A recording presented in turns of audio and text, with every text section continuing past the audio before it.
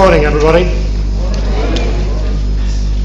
May the 17th, 1978 was my first day out of training as an operational police officer, and a day I will never forget. I spent most of that day searching for a missing colleague, PC Christopher MacDonald. Chris, like me, was fresh out of training. It turned out that he'd caught a burglar whilst he was working the night shift, and that burglar had murdered him. We all appreciate that the police have a difficult and sometimes dangerous job to do, but what difference could a police and crime commissioner make? Well, there's another side to the police, and some of you might find this unpalatable. My last day as an operational police officer had me standing in front of an assistant chief constable. I'd just received a commendation for solving a spate of burglaries, but on a different matter, I'd been lent on by a small group of rogue officers to give false corroborating witness statements for their dodgy arrests. I'd been lent on 3 times, 3 completely separate occasions, but on each occasion I'd resisted that pressure. Life was made very uncomfortable for me by that small but influential group of officers. So on the 4th occasion that it happened to me, I thought I'd lay a little bit of bait and just see how far up the rot went. And here I was in front of an assistant chief constable who proceeded to explain to me, "Mr. Gale, there are times you have to understand where we have to stick together." My response was immediate. I took out my warrant card, plonked it on his desk, and said, "Sir, if that's the way you want to run your police force, I want no part of it."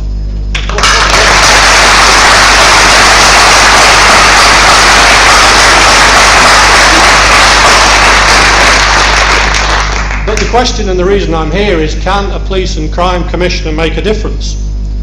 The answer is that policing priorities and the way they're delivered are essentially political decisions.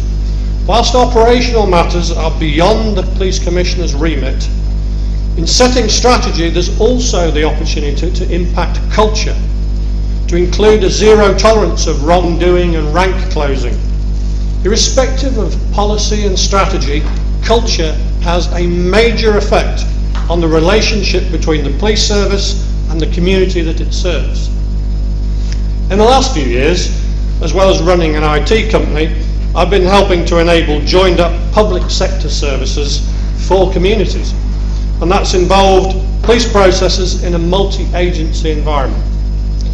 So we have to be aware of the complex interdependencies of modern policing. But with that complexity, too often has come bureaucracy. Police officers are frustrated with layer upon layer of bean counting performance measurement. The focus has moved away from protecting life and property to ticking boxes. As soon as a measurement is conceived, it ceases to be a measurement of anything at all. Because, surprise, surprise, police officers are just like the rest of us, and they will play the numbers game. So where does this insidious, creeping bureaucracy come from? The answer is the top. My professional life has involved me working with local, national and EU government, all of which have become self-serving bureaucracies. In my discussions with junior ministers in the UK, they tell me that they can't afford to think strategically. The average tenure for a junior minister in the UK is just 11 months. They either hit their short-term targets or they're out on their ear. When this kind of mentality is applied to policing, you get a police service that retreats out of the community to increasingly becoming an emergency service. Paradoxically, the efficiency measures that remove police officers from the beat end up costing us all more in the long term. Yes, we should have short-term targets and long-term strategies that deal with gang culture, antisocial behaviour and the general lack of respect for law and order. But the place to start is by listening carefully to what communities want. In case Mr Cameron has got cotton wool in his ears, the message from our communities is already clear. We want more bobbies on the beat.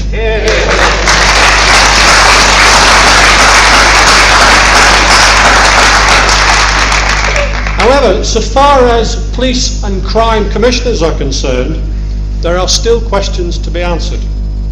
There is as yet no mechanism for the deep security checks that will need to be in place for the individual, their family, their known associates. If they are going to be in place, will those checks be for all candidates or just the elected commissioner? If they're not made up front, we could go through an expensive election process only for the individual to be barred from the post. Another example, given that most of the major police departments are being or have already been regionalised, we could have a situation where police commissioners are inclined to do battle against partner forces police commissioners in order to be seen to deliver for their constituents. If, on the other hand, the regional teams, serious crime squad, the drug squad, are beyond the remit of the locally elected commissioner, what's left? Well, before this morning's news, I would have said to you neighbourhood policy and traffic offences, but apparently even neighbourhood policing is now going out to contract to private contractors, removing even more bobbies from the beat. Yes, we would prefer a locally elected county police board to hold chief constables to account, but we're faced with a change to police and crime commissioners in the next few months, and we have to deal with that reality. The current rush to change from this lacklustre government means that there are still many details to be confirmed. But where we have suitably qualified candidates, we need to be in the race. Yes, chief constables should be held to account, not just for policing priorities, but also for the culture engendered within their constabulary. But chief constables also need to have someone to fight their political corner for them. Someone who can call a spade with no deference to political correctness. More importantly, the community needs to have somebody to fight their corner for them. Yes, policing priorities are political decisions, but only insofar as allowing local people to have their say. UKIP is not about left or right, we're about common sense, and nowhere is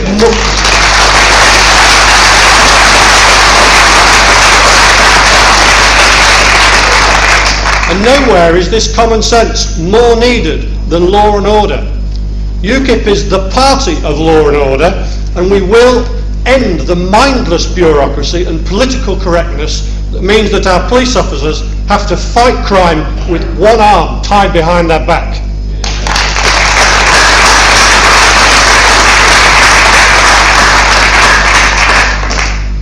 May the 17th, 1978 was my first day on operational duty. Since that date, 100 police officers have been killed on duty and many more injured.